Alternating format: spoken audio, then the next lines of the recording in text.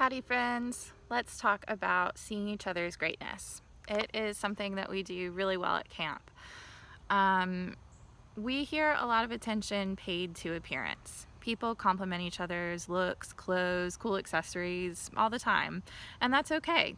It's really a beautiful thing to feel awesome on the outside, but there are ways to help our friends feel appreciated for who they are and what they can do as well, because we really know that the way that we look is the least interesting part of us. So we can compliment someone by calling attention to their amazing qualities maybe, or recognizing how they showed up for themselves or for a friend, or praise their unique talents. A great way to stay connected at camp this year is by giving your fellow campers shout outs on Mighty Networks. And I'm sure that y'all have been rocking this. That's something that you can carry out into the world beyond camp with an attitude of positivity and recognizing each other's greatness.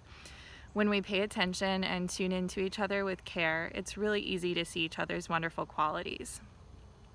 The poet Mary Oliver was a great admirer of nature, but she says that she really learned about paying attention and seeing other people from her partner Molly Malone Cook, who was a photographer. She writes, "Attention without feeling, I began to learn, is only a report. An openness and empathy was necessary if the attention was to matter."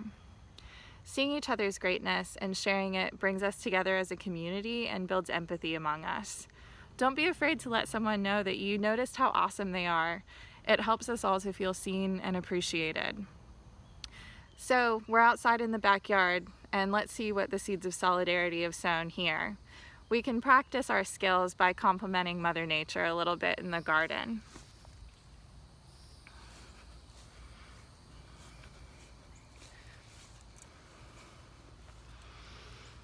All right, Lantana.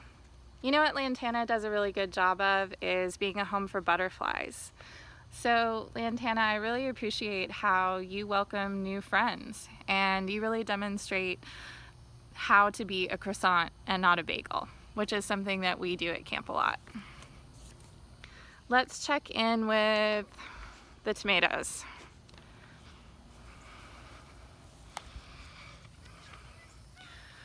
All right, tomato, how's it going today? You know, you're full of vitamins and you are nourishing for body and palate and our eyes especially. So thank you for that.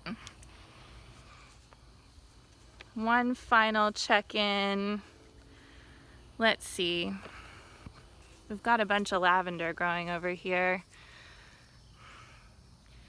So even though there aren't any flowers anymore, lavender is multi-talented and grows so much every day, and I love watching that.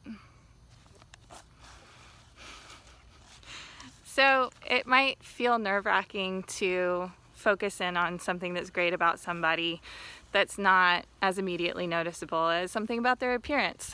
So you can practice by being silly. Talk to your plants, talk to your cats. It's easy to do.